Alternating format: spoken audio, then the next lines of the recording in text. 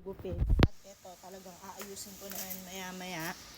Tapos magagarden po ako ngayon mga boss. Yan. Ngayon, kung ano lang ang kaya natin magawa kasi may gagawin pa akong iba. Nakakatuwa dahil lumusog muli siya mga bossing. Dahil sa sobrang init ang panahon mga bossing ko, natutuyo na sila mga bossing ko. Pero araw-araw ko naman siya nilang dinidiligan. Pero halatang halata mga bossing, ayan o, nag-green na siya mga bossing ko yung pinakaugat po nila. Oh, yan. Ngayon, aalisin ko lang yung mismong dahon niya na nanilaw na mga boss. Yan, umaambon-ambon. At nakakatuwa mga bossing, ayan. Oh, may bulaklak na siya mga bossing. Tapos, yung okra ko, nasa yung pinaka, yan, yung okra ko lumago na, tapos yung mga papaya ko na nakuha ko mga bossing ko, doon sa nag-camping kami, ayun siya oh, ang dami-dami na mga boss. Tapos ito yung sili, tapos ito yung tinanim kong bawang mga bossing. Oh ha? Tapos, ito yung mga, ililipat ko mga bossing ko yung iba kong halaman, kasi natuyo siya mga bossing ko, natuyo sila. Noong nag-ano ko, kasi may nakita akong abono dito sa gilid. Ngayon, nung nakakita ko ng abono, kasi na po siya, may tubig na siya. Akala ko wala na yon, basta ibinuhos ko lang mga bossing ko sa mga dahon at saka sa mga mismong puno. Tingnan niyo po ang nangyari. Ayan ang nangyari. Natuyo po siya. Yan. Ito rin, natuyo rin siya mga bossing ko. Pero nga mabuhay pa naman sila. Ang lago lang nung yun, yung isa kong saging. Yan yung saging na pula ko mga boss. Yan. Tapos yun yung mga sili. Nagpunla ako dyan. Tapos ito yung tinanim kong bawang. Tingnan nyo po, naapektuhan dito kasi gusto ko mamulakot ng gusto. Yung rosas, tingnan nyo po. Pero buhay naman po siya, yung puno. Natuyo lang talaga mga bossing ko, yung dahon. Tapos, ayan. Oh, eto hindi ko nakuhanan pero ang ganda-ganda nito nung bago pa lang. Tapos yan, may buko na siya. May mga na siya, mga bossing yan. May mga bago sibol. Tapos yan ang itatanim ko ngayon mga bossing sa paso. Tapos to hinog na, naglalagpakan na yung mga kalamansi ko. Tapos yan sa sobrang daming bunga po niya at saka magulang na siya.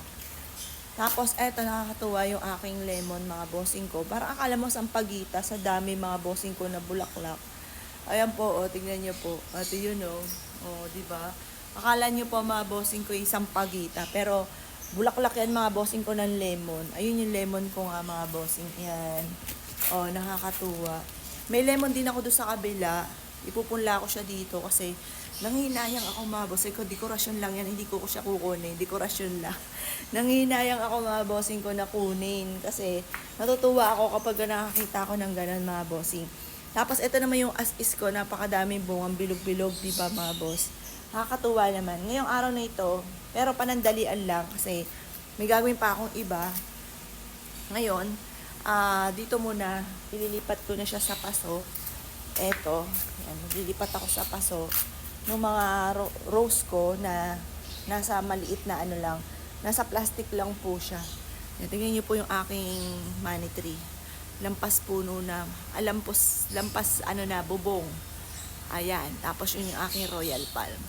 Natutuwa ako mga bossing ko. Nakakatuwa pag anti-stress talaga itong mga halaman. Kagaya nitong aming royal palm. Tingnan nyo, ang taas-taas na. Dati akala ko matsuchugi po sila mga bossing ko dahil ang payat po nila. Ang mahal lang ng royal palm mga bossing ko. Parang yung maliit lang, dati mga bossing ko, nagkakalag siya 6,000 pesos. Ngayon, ano pa yung ganyang kataba mga bossing. Ang taba ng katawan niya mga bossing. Ang lusog nito. Sobrang lusog. Tignan niyo po, ang taba ng katawan niya, lalo na sa personal. Yan, konting-konti na lang, hindi mo na siya mayayakap sa sobrang laki po niya. Yan, nakakatuwa naman. Tapos yun, tatanggalin ko yung pinaka dahon na brown na yan, pati doon sa kabila. Yan. Ngayon, magtitrim muna tayo ng halaman.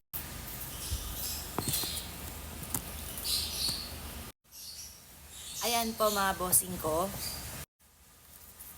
Ayan po. Ako muna yan. Mag-aalis na mga tuyong dahon. Wala talaga sila ng stress. Kaya ayusin ko muna to bago ako bibili. Kasi may mga halaman daw talaga mga bossing ko na hindi nagtatagal.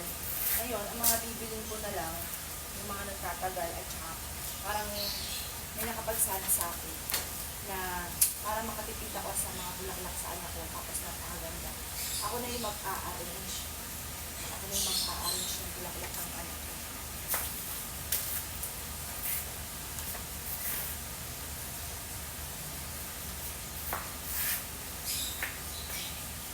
Tuyo siya.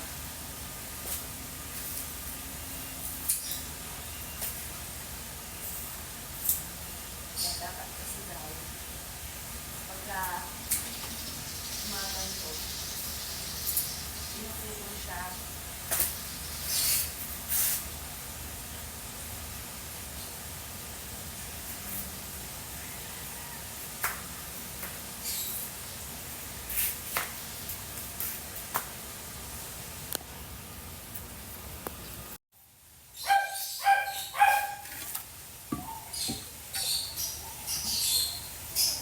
Ayan, ayun na kasi siya ng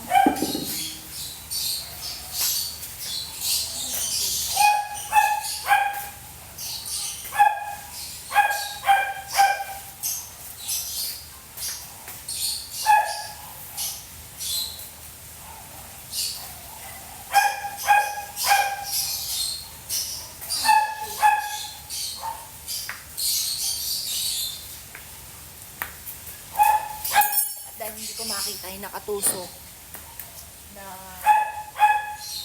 pandukal ko. Ito naman.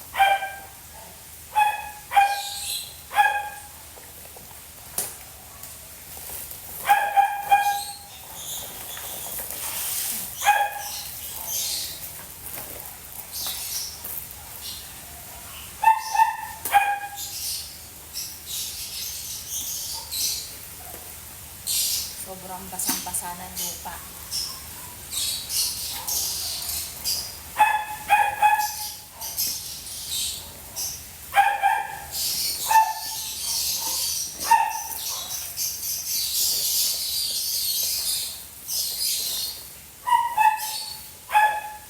Unahin ko muna.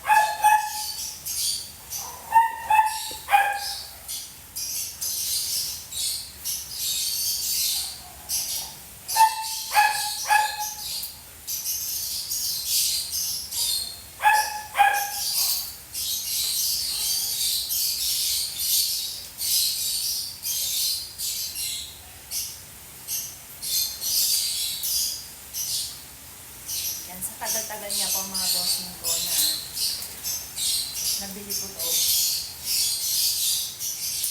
Ngayon na siya napalipat mga bossing sa malaking paso.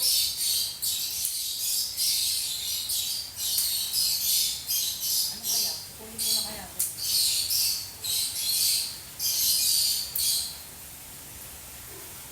Nakakukul na. Para panibago mo yun. Ngayon naman ito yung pinaka-puno po niya. Ngayon, diretso na siya dito.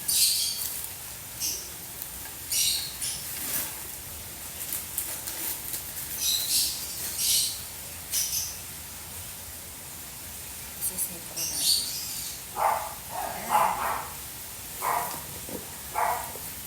Yan, dahil sobrang mga bossing ko ng lupa. Sobrang basang-basa. Lapisak mo.